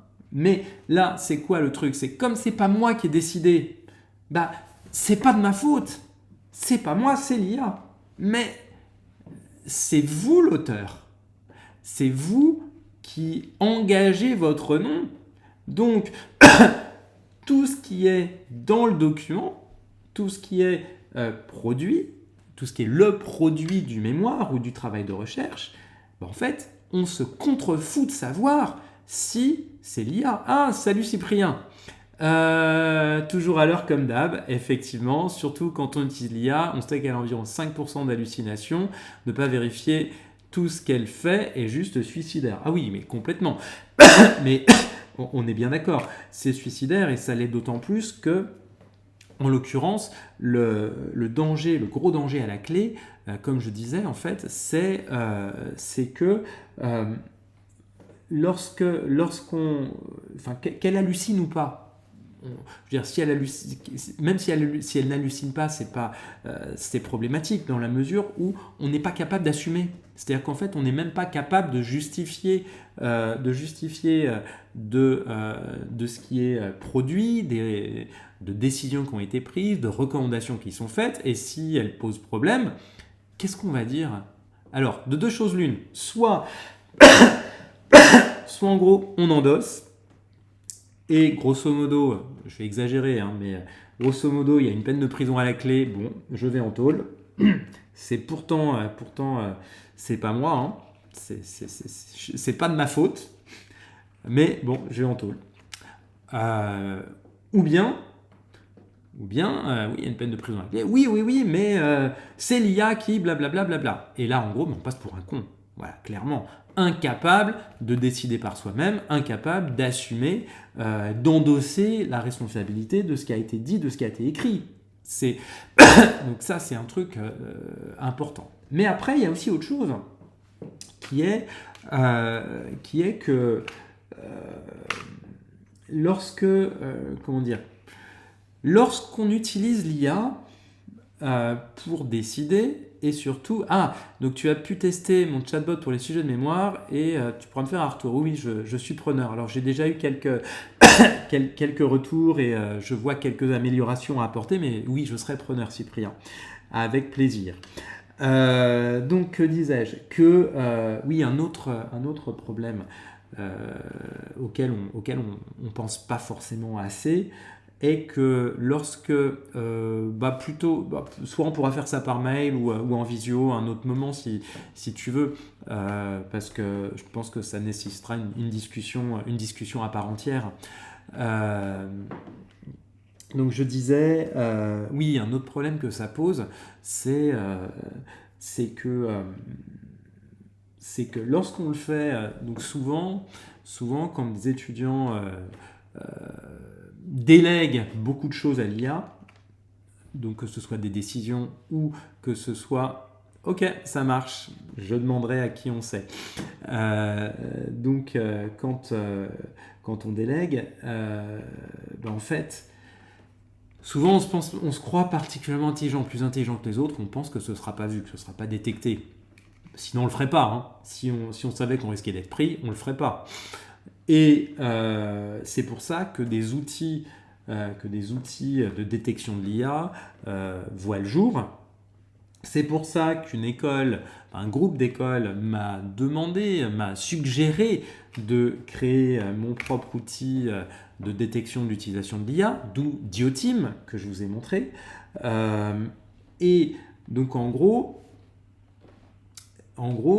en déléguant, en utilisant l'IA pour rédiger à votre place, en tout ou partie, vous prenez le lecteur pour un imbécile, grosso modo, pensant qu'il n'y verra que du feu.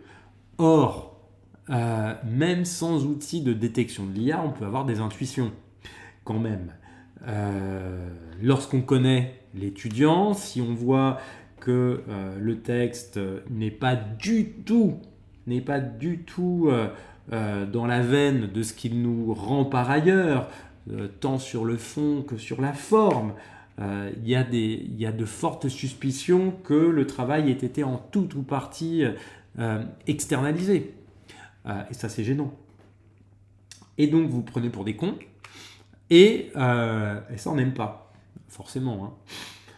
Et donc, le problème, c'est que vous nous prenez pour des imbéciles, on le sent, et à partir de là, qu'est-ce qui se passe ?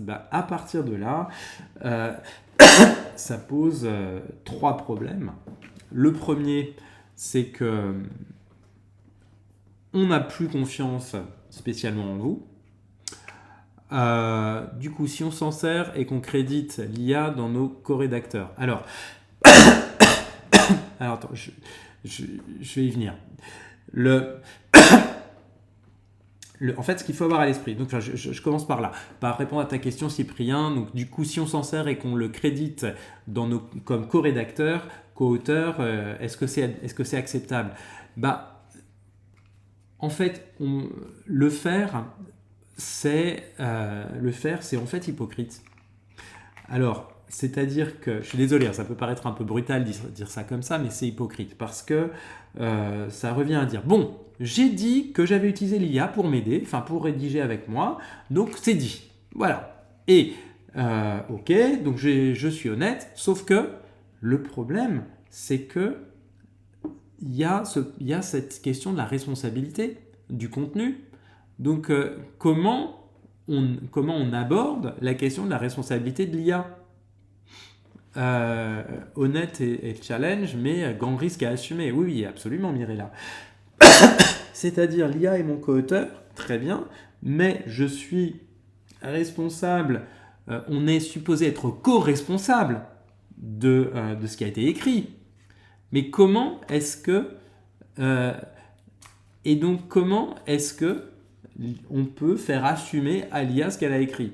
Et donc toi, si tu assumes tout ce qui est écrit, y compris par l'IA, ok, mais à ce moment-là, moi je t'encourage à être particulièrement vigilant sur ce qu'elle a écrit.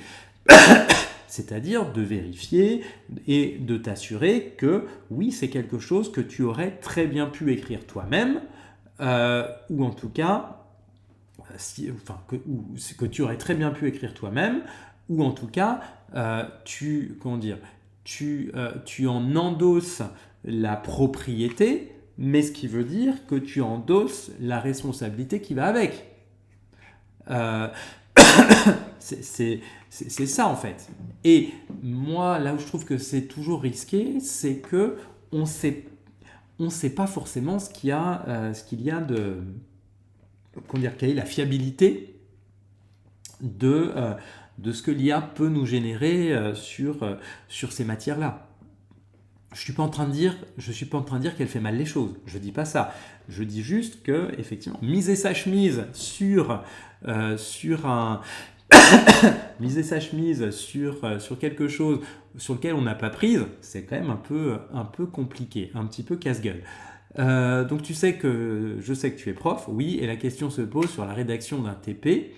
L'IA permet de créer une différenciation accrue, facilitée, mais on reste intégralement responsable de ce qu'on met ou fait mettre dans le TP. Ah mais oui, d'accord. Là, effectivement, en gros, si tu es sur une séquence pédagogique, quelque chose de cet ordre, évidemment. Mais là, l'IA, en gros, est un co-auteur où elle reste un assistant, en fait. Elle reste un assistant. Elle ne prend pas de décision pour toi. Donc, c'est toi qui la guide. Finalement, elle est je la verrais pas comme un co-auteur, je la verrais plutôt comme une sorte, oui, d'assistant pédagogique. Et dans un mémoire, c'est un peu différent parce que dans le mémoire, en fait, tu apposes ta signature et en gros apposer deux signatures, c'est-à-dire la tienne et celle de l'IA, ça veut dire si on veut faire les choses de manière très triviale. De manière très triviale, ok, l'IA est co-auteur à 50%. Ok, les droits d'auteur vont à qui? Voilà, on va dire de manière très triviale. À qui vont les droits d'auteur? Est-ce qu'on reverse la moitié, ou la part supposée être celle de l'IA à la boîte qui a généré le modèle? Donc en gros Anthropic, OpenAI, Google ou autre. Si c'est un modèle open source qui tourne en local sur ton ordinateur, à qui on reverse? Là il y a un problème. Est-ce qu'on te verse tout? Mais si tu n'es que co-auteur et pas auteur à part entière, de quel droit est-ce que tu encaisserais tout?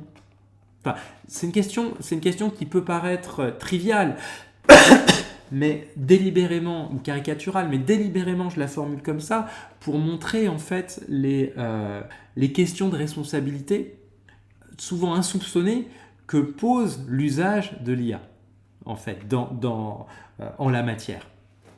Et donc je reviens sur le problème de confiance, c'est-à-dire que si on pense être plus malin que les autres en utilisant l'IA sans le dire et que finalement il y a des suspicions ou que c'est détecté.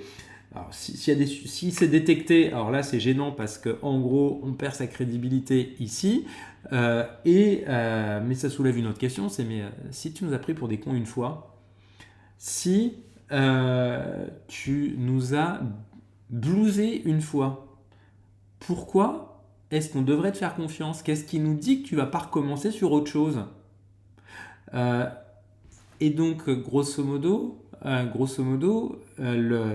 le risque est grand finalement de se griller complètement, en fait. Et à un moment le monde est petit, les gens parlent, et à un moment, en gros, de ne plus être employé de nulle part, parce qu'on dira, attends, mais celui-là, il prend les gens pour des cons. Il n'est pas capable de faire quoi que ce soit, c'est l'IA qui fait les trucs, et on ne sait pas ce que ça vaut, quoi. Donc travailler avec lui, c'est travailler avec l'IA, donc autant recruter une IA. C'est ça, en fait. Donc là, c'est gênant.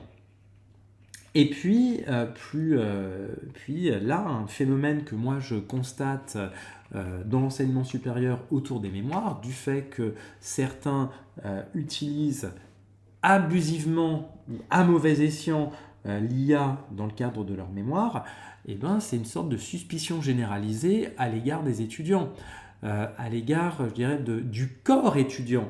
C'est-à-dire que finalement, moi, dans la discussion que j'avais eue avec, la personne en charge des mémoires à l'ESCA, c'était quand même édifiant quand il me disait, mais moi, avec vos outils, je risque d'avoir 200 conseils de discipline. Ce qui veut dire, si je risque d'avoir 200 conseils de discipline, déjà me dire ça, c'est qu'il suspecte qu'il y a un phénomène de masse. Ça veut dire qu'il y a presque une suspicion généralisée qui à un moment est susceptible de se traduire en présomption de culpabilité. Ce qui veut dire que parce que quelqu'un, je ne vais même pas parler de toi en particulier, mais parce que un condisciple a utilisé l'IA de manière abusive, eh ben, il se trouve qu'on n'aura pas forcément confiance en toi. On se dira, mais si un tel a utilisé l'IA, pourquoi pas Cyprien finalement? Et qu'est-ce qui nous dit que Cyprien, ce que fait Cyprien, ça se tient? Et en gros, voilà, Cyprien risque d'être un dommage collatéral de l'utilisation de l'IA par quelqu'un d'autre. Grosso modo, hein. C'est ce qui est toujours embêtant parce que là, en gros, en l'utilisant de manière abusive, on engage aussi finalement ses pairs sans s'en rendre compte. Alors attends, je reprends donc le chat. Du coup, c'est le terme co-auteur qui est mauvais, je dirais plus dans mon esprit, il est assistant. Oui, mais si c'est un assistant, il n'y a pas de souci. On sait déjà qu'il y a un phénomène de masse d'utilisation de l'IA au lycée. Oui, bah c'est vrai. On est bien d'accord. Et le problème de l'utilisation de l'IA massive au lycée, c'est effectivement qu'on a des jeunes, alors pas forcément qui sont paresseux, alors il y en a aussi, mais à mon avis il ne s'agit pas de ça, probablement des jeunes qui pensent avoir trouvé la martingale dans un système scolaire qui est dans son esprit un peu punitif, quelque part, la note sanction, etc. Et donc, qui pense avoir trouvé la martingale, qui crée de la dette cognitive sans s'en rendre compte, qui également pense qu'on n'y verra que du feu, et qui, sans s'en rendre compte, se discrédite tout seul même pas comme des grands justement, tout seul, vis-à-vis, on va dire, de leurs profs, et qui, au passage, eh bien, soulève un climat général délétère de suspicion d'utilisation générale de l'IA par les autres. Et là, c'est problématique. Mais après, ce qui est également beaucoup plus, ce qui est au-delà de ça, parce que ça a des conséquences macro, hein, tout ça, ce qui, au-delà de ça, est aussi très, très gênant, mais là, à la limite, je pense qu'il y en a plein qui diraient je m'en fiche, c'est pas mon problème, c'est que, en fait, ça soulève un autre type de suspicion, qui est dans le cadre du mémoire en particulier, ou de la recherche plus largement. Si on a des cas avérés d'utilisation abusive de l'IA, eh bien, je parlais tout à l'heure d'une suspicion généralisée, mais à ce moment-là, pourquoi est-ce qu'on aurait encore, pourquoi est-ce qu'on devrait encore avoir confiance dans la science ? Pourquoi est-ce qu'on devrait encore avoir confiance dans donc pas dans, comment dire, dans ce qu'on lit, dans ce qui est écrit, et donc en gros, pourquoi est-ce qu'on devrait croire que la Terre, alors j'hésite, je sais pas, Cyprien, si tu connais la chanteuse Juliette, elle a une chanson Lucie. Donc Lucie, ma fille Lucie.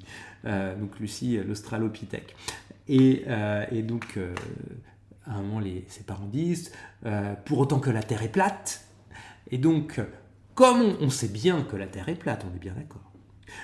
Je plaisante, hein, bien sûr, pour ceux qui ne me connaîtraient pas. Donc, en fait, la confiance dans la connaissance scientifique, la confiance dans le fait que la Terre est ronde, mais bon, un peu aplatie, donc pas tout à fait, pas complètement, on va dire que la Terre est ronde, est remise en cause. Le réchauffement climatique, par exemple, est remis en cause, mais ça amène ensuite aussi à toutes sortes de théories du complot, en fait. Alors, Eric, ok, merci Eric d'être venu, d'être resté. Bonne soirée, et puis, a priori, à demain. Oui, même aux platistes. Bonne soirée. Donc, en fait, c'est propre, finalement, à laisser une grande place à toutes les théories du complot, à toutes les contestations de tout et n'importe quoi. Et là, ça devient gênant parce qu'en gros, tout ça, enfin, je veux dire, les théories du complot, qui seraient l'acmé d'une utilisation abusive de l'IA, ça remet quand même sacrément en cause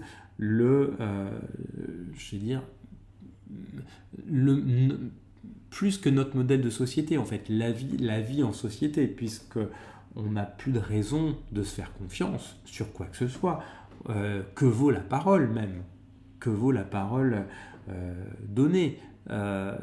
Et je trouve que c'est là que c'est gênant, c'est-à-dire que sans être moralisateur, parce que c'est pas l'enjeu, hein, ce que je trouve très gênant, c'est qu'en fait, on perd la responsabilité de ce qu'on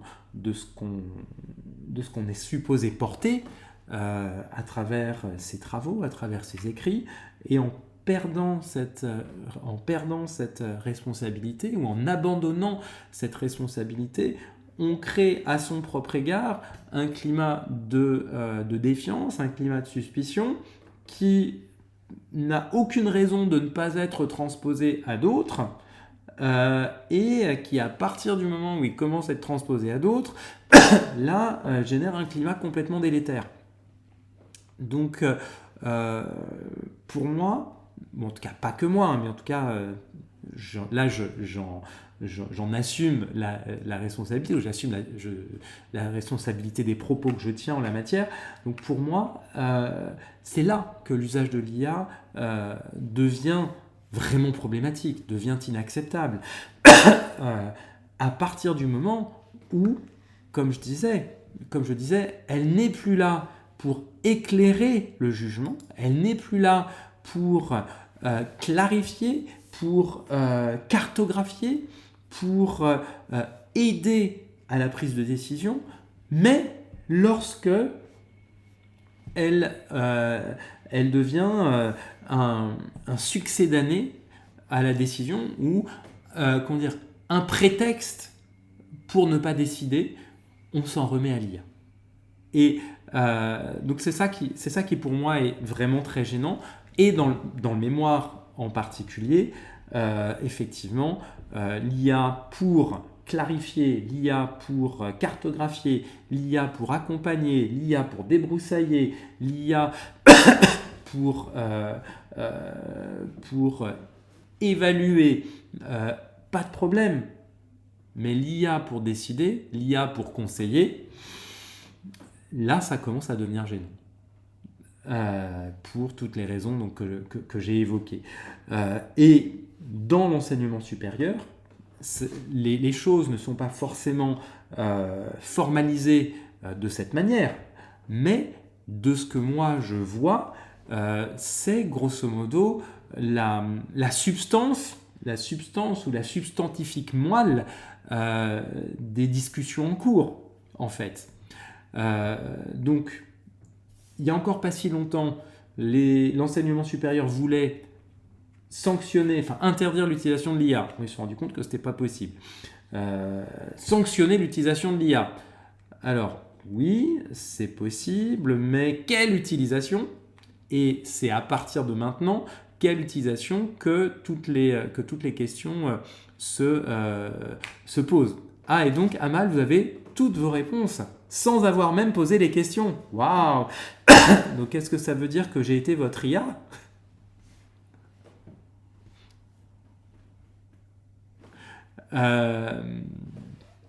Donc, disais-je, c'est en ça. Donc, il y a en ce moment des politiques IA qui sont en cours de déploiement dans l'enseignement supérieur. Il n'y a pas véritablement de position claire, de position commune, de position complètement explicite partout, mais ce que j'ai essayé de mettre en lumière ce soir, c'est ce qui, de manière au moins implicite, ressort des discussions en cours un peu partout en matière d'utilisation de l'IA. Donc, je ne suis pas en train de vous dire, et ça, vous me connaissez, donc je ne suis pas en train de vous dire qu'il ne faut pas l'utiliser, que c'est le diable. Absolument pas. L'IA rend de très très très beaux services. Il n'y a rien à dire là-dessus. Mais attention, l'IA n'est pas un substitut au jugement. Et alors, ce qui est un peu ironique, mais ça vous ne pouviez pas le savoir, c'est que j'ai publié aujourd'hui, enfin je l'avais programmé, je l'avais rédigé il y a quelques temps et programmé pour aujourd'hui, un post LinkedIn qui justement parle de ça, du fait que l'IA peut facilement être utilisée comme un substitut à la responsabilité. En fait, ou une échappatoire à la responsabilité.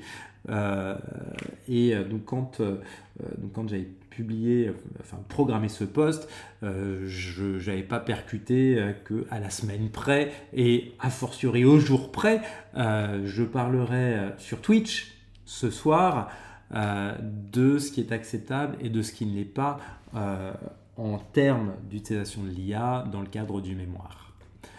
Voilà, moi je vous ai dit tout ce que j'avais à évoquer pour ce soir sur ces questions. Donc je ne sais pas s'il y a des choses que j'ai pas évoquées qui vous paraîtraient importantes et sur lesquelles vous auriez besoin de compléments, auquel cas on peut. Sinon, à ce moment-là, je vous rends à vos soirées ou ce qu'il en reste en vous souhaitant une bonne semaine. Et pour la semaine prochaine, donc j'hésite encore un petit peu sur ce que je vais aborder parce que il y a énormément de choses, hein, bien sûr. J'hésite parce qu'on est toujours sur deux calendriers académiques qui se superposent et donc je vais voir. J'ai encore quelques jours pour me faire une opinion en la matière et évidemment je ne vais pas demander à l'IA de me dire ce que je dois faire, hein. Je pourrais toujours lui dire, tiens, compte tenu de ce que j'ai vu, on a fait sur ces dernières semaines ça et ça. Est-ce qu'il y a des choses que j'ai oubliées? Est-ce qu'il y a des choses que j'ai pas vues? Et à ce moment-là, donc, il se peut qu'elle me dise, oui, effectivement, t'as pas vu tel machin, tel machin après avoir discuté de telle chose nécessite d'être abordé avant qu'on puisse discuter de telle autre parce que sinon il risque de manquer un élément de compréhension. Enfin, voici où j'en suis. Alors, je pourrais essayer pour me donner une idée, mais pas pour autant foncer dedans sans réfléchir à la problématique. Non, absolument, mais c'est ça. C'est-à-dire que ce que je vais probablement faire, c'est reprendre tous les thèmes qui ont été vus ces dernières semaines pour m'assurer qu'en gros je sois passé à côté de rien d'important. Et s'il y a des choses importantes que j'ai négligées, que j'ai oubliées, à ce moment-là, oui, je pourrais décider de les aborder la prochaine fois ou pas. Et là, c'est moi qui vais décider. Je vais pas demander à l'IA de me dire, je vais pas demander à l'IA de me dire, bon, dis-moi ce qu'il va falloir que je raconte sur Twitch. Non, en aucun cas. J'ai pas besoin de l'IA pour avoir des choses à dire qui j'espère, sont intéressantes et utiles. Voici du coup ce que je pouvais vous dire pour ce soir. Donc je vous remercie encore une fois de votre fidélité, je vous remercie de vos interactions. Je vous souhaite donc une bonne fin de soirée, une bonne semaine et puis à la semaine prochaine. Alors je demande à l'IA ce que je dois raconter, puis à une autre pour faire le texte et une troisième pour le dire à ta place. Ouais, on peut toujours essayer, ça peut être rigolo de voir ce que ça donne en fait. Et après de demander de faire tourner encore une fois entre les trois et de voir ce qui ressort de la triangulation. Merci infiniment, bonne soirée, bonne semaine à tous et à lundi prochain pour ceux d'entre vous qui reviendront